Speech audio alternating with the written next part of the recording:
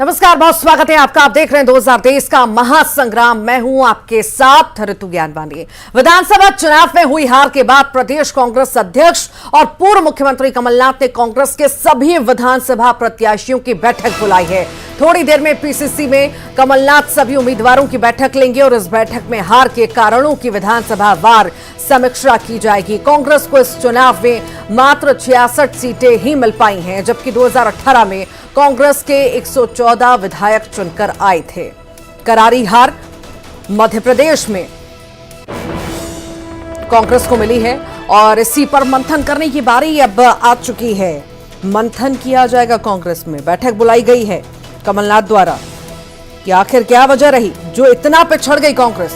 पिछली बार अच्छा प्रदर्शन, 15 सालों के बाद अच्छा प्रदर्शन पिछली बार कांग्रेस ने किया और उसके बाद फिर से वही हालात, इतना पिछड़ गई कांग्रेस। और इस पर सवाल अब उठ रहे हैं। दिग्गज पीछे रह गए, जिन पर फिर से भरोसा जताया गया वो भी पीछे रह गए।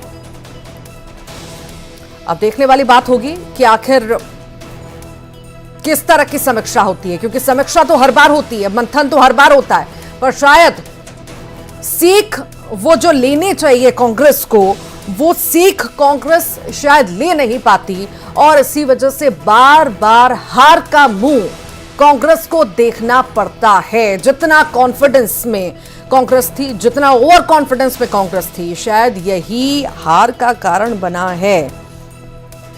चेहरे नहीं बदले गए, उन्हीं चेहरों पर फिर से दांव चला गया, ये सोचकर कि नहीं हम ही जीतेंगे। यही वजह रही शायद, और भी कई सारी वजह होंगी। जानेंगे। वासु चौरी हमारे साथ जुड़ गए हैं। वासु, हम यहां पर क्या कहें, कॉन्फिडेंस कहें, ओवर कॉन्फिडेंस कहें?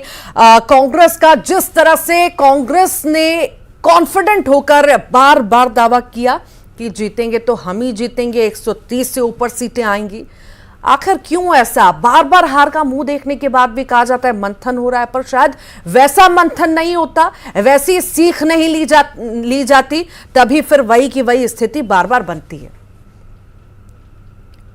स्ट्रैटेजी की बात करें, स्ट्रैटेजी में दम नहीं। चुनाव का अगर आप ग्राफ, बिल्कुल देखिए, पिछले चुनावों की अगर हम बात करें तो कांग्रेस का जो हार का ग्राफ है वो लगातार बढ़ता हुआ कहीं ना कहीं दिखाई दे रहा है। हालांकि कुछ चुनावों में, कुछ राज्यों में कांग्रेस को सफलता जरूर मिली है, लेकिन अगर आप मध्य प्रदेश की बात करते हैं तो वहां पे लगातार कांग्रेस को मुंह की खानी पड़ी है। और इससे ये बड़ा सवाल जो है वो खड़ा होता है कि कांग्रेस ने अपनी पिछली गलतियों से क्या सबक सीखा, पिछली गलतियों से कांग्रेस ने क्या सीखा, और इसको लेकर कांग्रेस को अब बहुत सीरियसली समीक्षा करने की जरूरत है। क्योंकि लोकतंत्र में जितनी जरूरत सत्ता पक्ष की होती है उतनी ही मजबूत विपक्ष की भी होती है। और कांग्रेस जिस तरह से मध्य प्रदेश में चुनाव हारी है, कांग्रेस के संगठन के लिहाज से देखा जाए या फिर विधानसभा में पार्टिसिपेशन के हिसाब से देखा जाए विपक्ष के, तो जो स्थिति है वो बहुत चिंताजनक नजर आ रही है। कल कांग्रेस ने एक बड़ी बैठक बुलाई है, अहम बैठक बुलाई है, जिसमें सभी 230 प्रत्याशियों को बुलाया गया है, जो चुनाव जीते हैं वो भी और जो चुनाव हारे हैं वो भी। उन सबसे कांग्रेस का जो संगठन है, जो बड़े नेता हैं, वो बातचीत करेंगे और ये जानने की कोशिश करेंगे कि उनके पर्टिकुलर विधानसभा क्षेत्र में हार की वजह क्या रही। ये भी कांग्रेस जानने की कोशिश करेगी कि जो तमाम उन्होंने बड़े वादे किए थे, बड़े दावे किए थे, चाहे लाडली बहना योजना के अगेंस्ट में कांग्रेस ने नारी सम्मान योजना की बात की हो या फिर स्टूडेंट्स को स्टाइपेंड देने की बात की हो, अलग अलग गारंटी दी हो, उनका मैसेज जनता तक आखिर क्यों नहीं पहुंच पाया। बीजेपी के तगड़े मैनेजमेंट के आगे यहाँ पर कांग्रेस के दिग्गजों की बात करें तो चुनावी मैदान में ये भी धराशायी हो गए, चाहे वो गोविंद सिंह की हम यहां पर बात कर लें। आखिर ऐसा क्यों, उन पर भी क्यों जनता भरोसा नहीं कर पाई और कमलनाथ की चक्की कहीं ना कहीं चल नहीं पाई? एक बार फिर से प्लीज आप अपना सवाल दोहराइए। दिग्गज मैदान में उतरे, गोविंद सिंह की मैं बात कर रही थी यहां पर वासु। दिग्गजों पर आखिर जनता भरोसा क्यों नहीं जता पाई? इतने लंबे वक्त से वो मैदान में रहे, 30 सालों से लाहौर सीट पर कब्जा उनका था, आखिर यहां पर हार का मुंह क्यों देखना पड़ा? क्या लगता है? बिल्कुल देखिए, बीजेपी के सामने चुनौतीपूर्ण कहीं ना कहीं ये पूरा जो इलेक्शन है वो रहा था, लेकिन बीजेपी ने बहुत अच्छे तरीके से इस पूरे इलेक्शन को मैनेज किया क्योंकि लंबी सरकार थी। और वहीं अगर कांग्रेस की बात की जाए या कांग्रेस के दिग्गजों की बात की जाए तो कांग्रेस के दिग्गज वहां पर इतने सफल चुनावी मैदान में नजर नहीं आए। गोविंद सिंह को आप ले लीजिए, नेता प्रतिपक्ष थे और लगातार कई विधानसभा के चुनाव उन्होंने जीते, लेकिन उनको वहां पर हार का सामना करना पड़ा। और सिर्फ गोविंद सिंह एकमात्र अकेला नाम नहीं है, जो ऐसे कई सारे बड़े नाम थे जिनकी जीत को लेकर कांग्रेस आश्वस्त थी। आप सज्जन सिंह वर्मा, कमलेश्वर पटेल जो एआईसीसी के भी मेंबर हैं, जीतू पटवारी की आप बात करिए, ये तमाम लोग अपनी सीट नहीं बचा पाए। और इसके पीछे कहीं ना कहीं एक और यहाँ पर ये भी हमने देखा दिग्विजय इतने सक्रिय नेता और अपने भाषा को लेकर के जिस तरह से सुर्खियों में बने रहते हैं, बोलते हैं, बयानबाजी करते हैं, वो अपने भाई को भी नहीं बचा पाए, उन्हें भी जीत नहीं दिला पाए।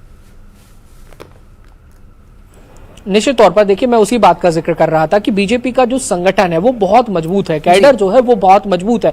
और इसी को लेकर कमलनाथ हर पार्टी मीटिंग में कहते थे कि हमारा मुकाबला बीजेपी के संगठन से, और इसको लेकर कांग्रेस को अपने संगठन पर काम करना चाहिए था और संगठन के बूते चुनावी मैदान में उतरना चाहिए था। तो मुझे लगता है कि इस कोशिश में कांग्रेस पूरी तरह से कामयाब नहीं हो पाई और यहीं से बीजेपी ने वो लीड ली, वो मार्जिन लिया। हर तबके को बीजेपी साधने में कहीं ना कहीं सफल रही। सेंट्रल और स्टेट लीडरशिप ने साथ में मिलकर काम किया और यही वजह है कि बीजेपी लौटेंगे आपके पास। बहुत बहुत शुक्रिया फिलहाल के लिए जानकारी साझा करने के लिए।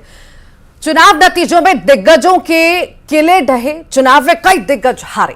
एमपी में 12 मंत्रियों की हार हुई है और छत्तीसगढ़ में 9 मंत्री हारे हैं चुनाव। जनता भरोसा नहीं जता पाई, दिग्गजों को भी हार का कहीं ना कहीं मुंह देखना पड़ा। और ये कई सारे सवाल खड़े करता है कि आखिर दिग्गज जो लंबे वक्त से गढ़ बनाए हुए थे, एक एक जगह को लंबे वक्त से जीतते हुए आ रहे थे और एकदम से उन्हें हार मिली, आखिर क्यों, इसके वजह क्या वजह है? सभी राजनीतिक विश्लेषक इसी बारे में सोच रहे हैं। इतने बड़े बड़े नाम और एमपी के 12 मंत्रियों को हार, छत्तीसगढ़ में 9 मंत्रियों को हार, आखिर क्यों, क्या वजह रही?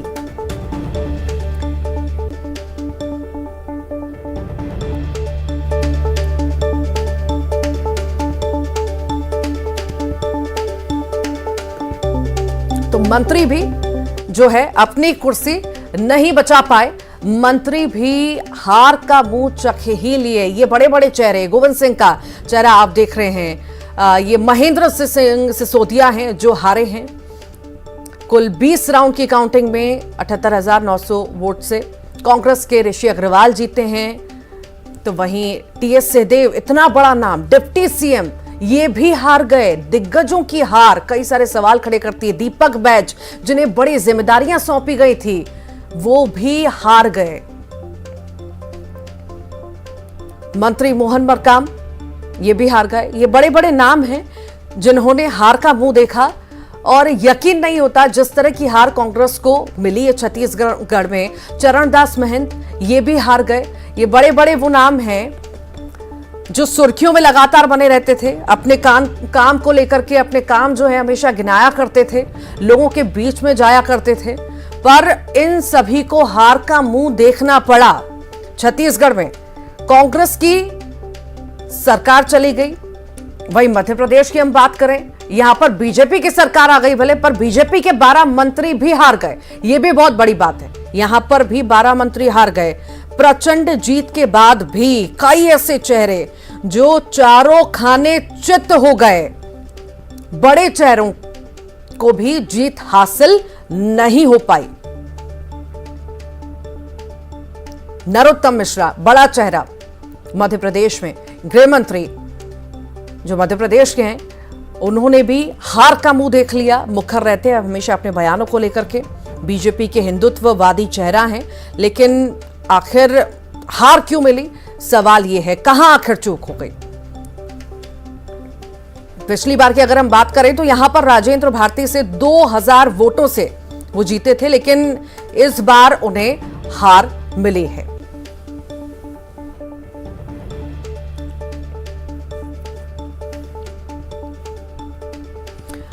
सहयोगी हमारे साथ जुड़े हुए हैं, वासु चौरे भोपाल से, सुशील कौशिक ग्वालियर से, आकाश शुक्ला रायपुर से, उमेश मौर्य बिलासपुर से हमारे साथ जुड़ गए हैं। सभी से पहले वासु का ही रुख कर लेते हैं। वासु, बीजेपी की प्रचंड जीत हुई पर जिस तरह से हारे हैं मंत्री, चारों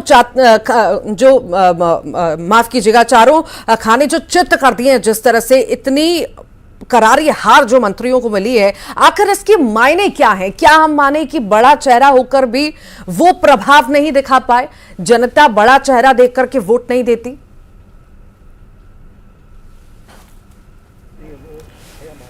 अब बिल्कुल देखिए, मध्य प्रदेश में जिस तरह से विधानसभा चुनाव हुए हैं, इसमें एक बात तो साफ हो गई है कि मध्य प्रदेश में जो प्रादेशिक स्तर के मुद्दे थे, जो राष्ट्रीय स्तर के मुद्दे थे, उनका भी कहीं ना कहीं असर रहा।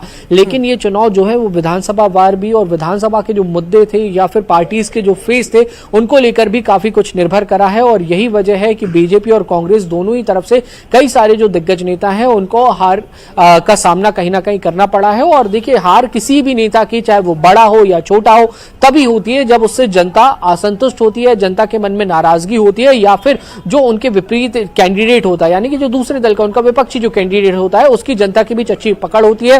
वो अपनी बातों को, वो अपने वादों को, वो अपने दावों को जनता के बीच ज्यादा बेहतर रूप से रख पाने में सफल हो पाता है। और यही उसकी जीत का सबसे बड़ा कारण जो है वो बनता है, और वो निकलकर सामने आता है। तो यही सूरत हाल मध्य प्रदेश में रहा, और इस चुनाव में भी करीब करीब 1 दर्जन बीजेपी के जो मंत्री हैं, उन्हें चुनाव में हार का सामना करना पड़ा। हालांकि 2008 में भी, माफ कीजिएगा, 2018 में भी इसी तरीके की तस्वीर थी। बड़ी संख्या में बीजेपी के जो मंत्री हैं वो चुनाव हारे थे, और उस चुनाव में कांग्रेस को सीट्स जो है वो अधिक मिली थी। कांग्रेस का अगर आप वोट शेयर देखें तो पिछली बार से सिर्फ आधा फीसदी वोट कम हुआ है, लेकिन जीत और हार का मार्जिन इतना ज्यादा है कि बीजेपी कांग्रेस से 8% ज्यादा जो वोट है वो लेकर कहीं ना कहीं मध्य प्रदेश में आई है, और सत्ता पर बड़ी मजबूती के साथ काबिज जो है वो सवाल यहाँ पर यह भी है कि लाडली बहना का फैक्टर जो है, लाडली बहना का फैक्टर जो है, ऐसा लग रहा था सब जगह काम करेगा, पर ऐसा होता हुआ नजर नहीं आया। भले बड़े दिग्गज थे, भले बड़े मंत्री थे, वहां पर भी लग रहा था कि शायद लाडली बहना का फैक्टर काम करे, शायद वो नहीं हुआ। जमीनी स्तर पर नाराजगी साफ तौर से देखी गई। सहयोगी हमारे साथ आकाश भी जुड़े हुए हैं, एक बार रायपुर का रुख कर लेते हैं, फिर सुशील के पास जाते हैं। सुशील, करारी हार यहां पर कांग्रेस को झेलनी पड़ी है। अब बड़े बड़े दिग्गज जो मैदान में उतरे, या मंत्रियों की हम बात करें, टीएस सिंहदेव की ही खुद बात कर लें, डेप्यूटी सीएम की, वो उन्होंने भी हार का मुंह देखा। आखिर क्या वजह हम माने इसके पीछे? जमीनी स्तर पर शायद वो खुशी, वो निराशा, खुशी तो नहीं मिल पाई, निराशा जो है लोगों में थी, कहीं ना कहीं वो सेटिस्फैक्शन नहीं था काम से, इस वजह ये हमें देखने को मिला रिजल्ट। 2-3 लोगों को बोल दीजिए, मगा मेरा नाम चल रहा है, मैं चला जाता हूँ, दूसरा देता हूँ। आकाश जी, करारी हार कांग्रेस की हुई है, करारी हार कांग्रेस की छत्तीसगढ़ में हुई है। इतने बड़े बड़े दिग्गज मैदान में रहे, मंत्री हार गए, डेप्यूटी सीएम हार गए, क्या वजह माने? क्या निराशा माने? आम जनता में खूब ज्यादा निराशा थी, और इंतजार कर रही थी आम जनता भी कि कब चुनाव होगा और इस सरकार को निकाल दिया जाएगा बाहर। पहले अगर जो शुरुआती समय की बात करें तो कांग्रेस काफी बढ़त में थी, लेकिन चुनाव के 1 साल पहले जैसे जैसे चुनाव नजदीक आता गया, कहीं ना कहीं लोगों में आक्रोश बढ़ता गया। चाहे आप पीएससी घोटाले की बात करें, इसके अलावा गोठान में भ्रष्टाचार की बात करें, या अन्य मुद्दे थे, कहीं ना कहीं जिन योजनाओं को वो लोगों तक पहुंचाने की बात कर रहे थे और लोगों को लाभ दिलाने की बात करते, वो फैक्टर कहीं ना कहीं लोगों ने नकार दिया। इसके अलावा जो प्रधानमंत्री आवास योजना का जो लोगों को लाभ नहीं मिला, वो बड़ा फैक्टर साबित हुआ है। इसके अलावा अगर बीजेपी को देखें तो बीजेपी बड़ी मजबूती के साथ लोगों से जुड़ने में कामयाब रही। उनके घोषणा पत्र में जो उन्होंने वादे किए थे वो पहुंचाने में कामयाब हुई। यहाँ पे बीजेपी के संगठन के तमाम रणनीतिकार थे जो लगातार जमीनी स्तर पर डटे हुए थे, और चुनाव के अंतिम समय तक हर वो सीट पर नजर बनाए हुए थे जहां पे बीजेपी कमजोर है। तो इस तरीके से उन्होंने पूरी एक रणनीति बनाई, केंद्रीय नेतृत्व ने पूरी कमान संभाली थी। आप देखें कि प्रधानमंत्री नरेंद्र मोदी का दौरा, अमित शाह का दौरा, इसके अलावा संगठन के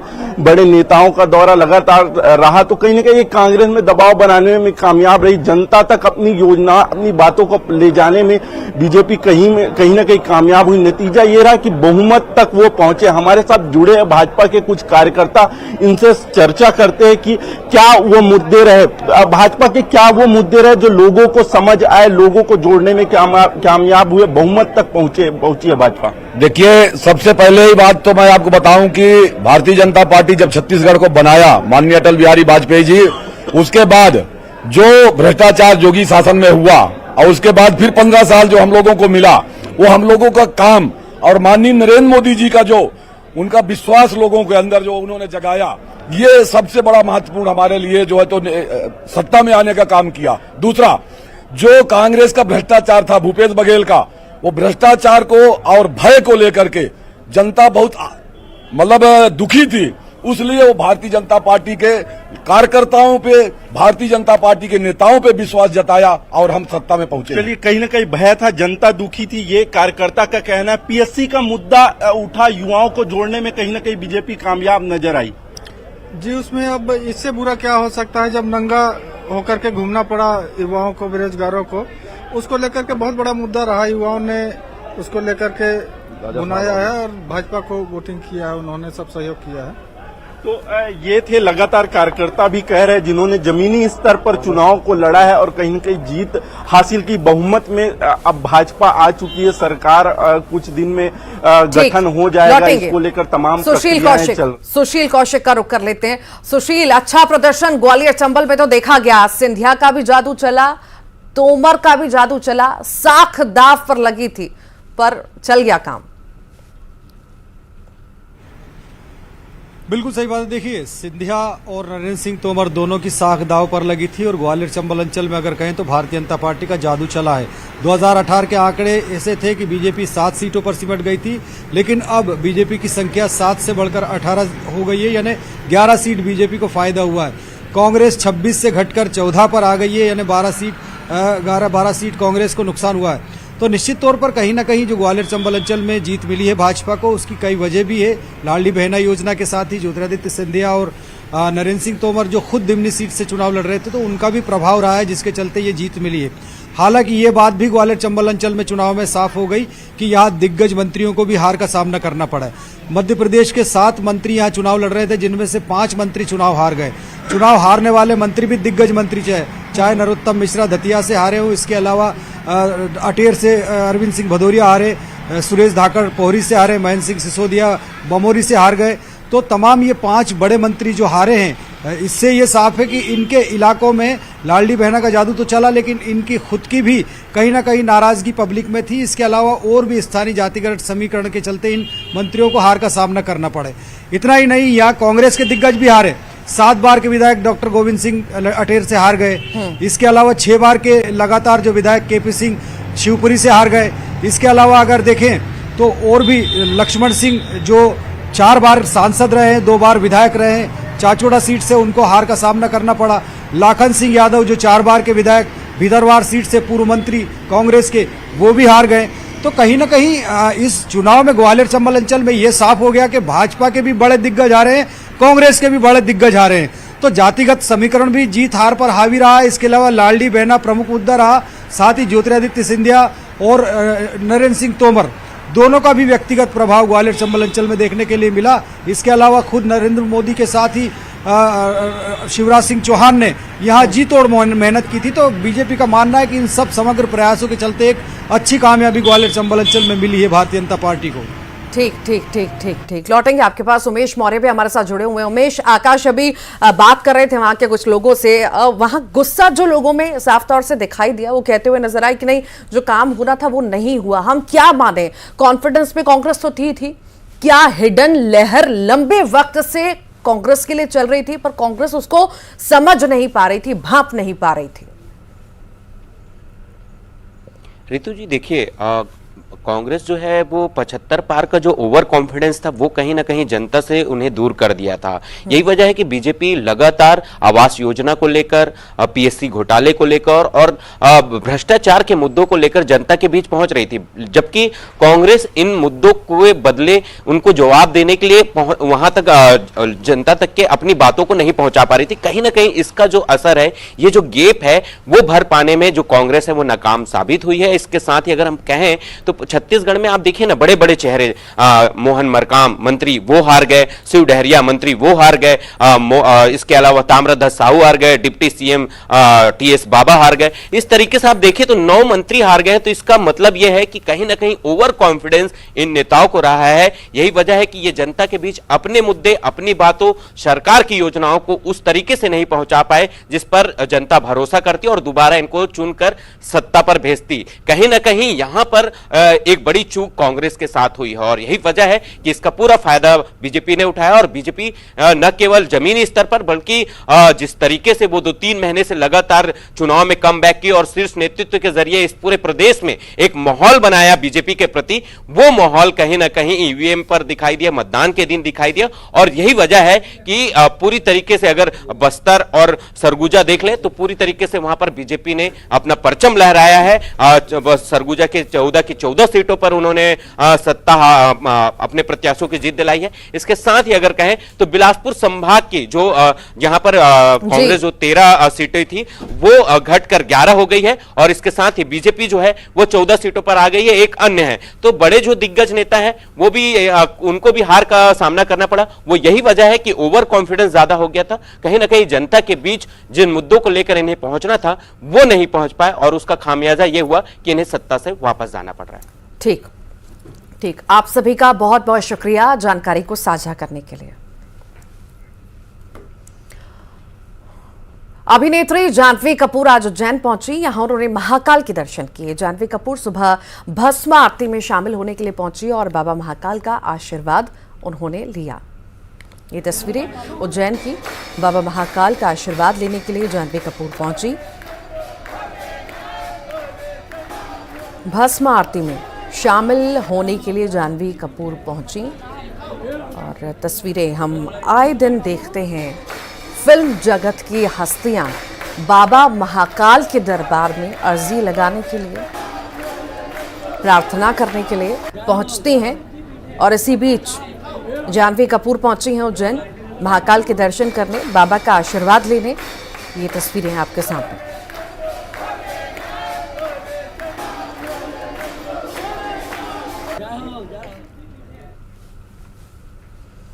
और इसी के साथ ही फिलहाल के लिए बुलेटिन में इतना ही।